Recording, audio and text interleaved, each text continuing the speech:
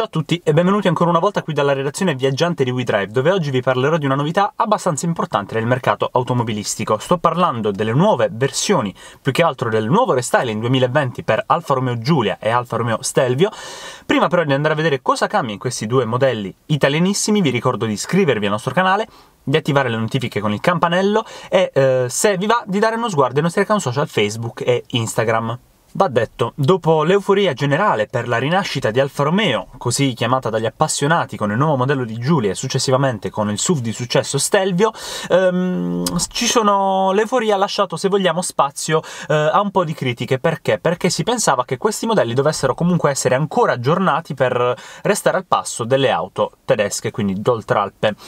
Queste critiche erano rivolte soprattutto al comfort e ai sistemi di sicurezza ed assistenza alla guida. Alfa Romeo, non senza ritardo, ha deciso di dare ascolto agli appassionati o comunque ai possibili clienti del marchio con appunto dei nuovi aggiornamenti. Questi aggiornamenti riguardano più che altro un restyling della gamma che arriverà nel 2020.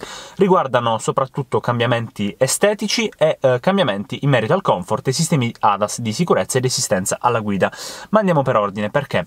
Vi ho parlato degli aggiornamenti estetici. Se vogliamo, le auto Giulia e Stelvio 2020 non cambieranno per nulla a livello di dimensioni e di proporzioni. Spoiler, non cambieranno nemmeno a livelli di motorizzazioni, sebbene con Jeep, ad esempio, Fiat si sia lanciata nel segmento dell'ibrido. Alfa Romeo dovrà ancora aspettare, probabilmente i prossimi modelli o comunque nei prossimi anni arriveranno dei powertrain ibridi. I cambiamenti estetici principali riguardano più che altro nuove colorazioni. Perché?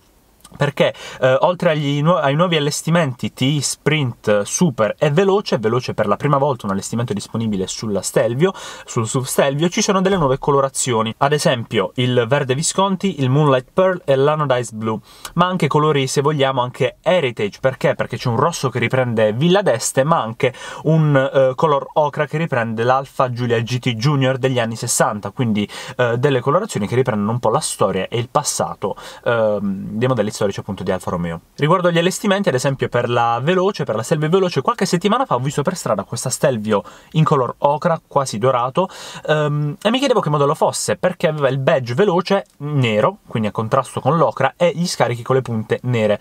Oggi scopro che Alfa Romeo ha filmato proprio qui in Puglia i video istituzionali per questo nuovo modello, per questo nuovo allestimento, se vogliamo, e quindi si trattava proprio di quello, perché prima ad oggi non c'era sul mercato la versione veloce per quanto riguarda l'Alfa Romeo Stelvio. Quindi cambiamenti estetici sono più che altro punte di scarichi nere, badge neri intorno al veicolo. Andando agli interni, i cambiamenti estetici proseguono. Perché? Perché troviamo un nuovo volante ridisegnato, così come la leva del cambio automatica, ma ancora più importante, oltre ovviamente a piccoli dettagli, quali ad esempio la postazione per riporre telefono, chiavi e quant'altro, e anche la chiave della macchina, sono stati completamente rinnovati i display. Uno da 7 pollici dietro il guidatore, che va a combinarsi con la strumentazione analogica per quanto riguarda tachimetro e contagiri, e ancora più importante la presenza di un display da 8,8 pollici per l'infotelematica, per l'infotainment, che oltre ad avere un nuovo layout per quanto riguarda la disposizione delle finestre a piacimento del guidatore, o soprattutto per motivi di sicurezza del passeggero, e oltre ad avere sempre il classico controllo da rotore nella console centrale, dispone anche di un touchscreen per la primissima volta, quindi un'importante novità per quanto riguarda la tecnologia interna. Ovviamente questo sistema può essere implementato con Android Auto ed Apple CarPlay, ed è disponibile anche il wireless charging, quindi la ricarica wireless con la piattaforma wireless per lo smartphone. Parlando invece dei sistemi ADAS, gli ADAS, quindi sistemi di assistenza e di sicurezza alla guida, raggiungono il livello 2. Sono stati implementati, oltre ai classici sistemi di blind spot, che in questo caso è diventato dinamico, o cruise control adattivo, o sistemi di questo tipo, sono arrivati sulla Giulia 2020 e sulla Stelvio 2020 anche sistemi quali il Traffic Jam, che è un sistema che praticamente permette all'auto di frenare e di ripartire in completa autonomia, senza quindi andare a premere sui freni nel traffico fino a 60 km/h, o un sistema molto simile per quanto riguarda la highway, scusate il mio inglese, quindi in merito proprio alle strade a percorrenza veloce fino a 140-145 km. orari.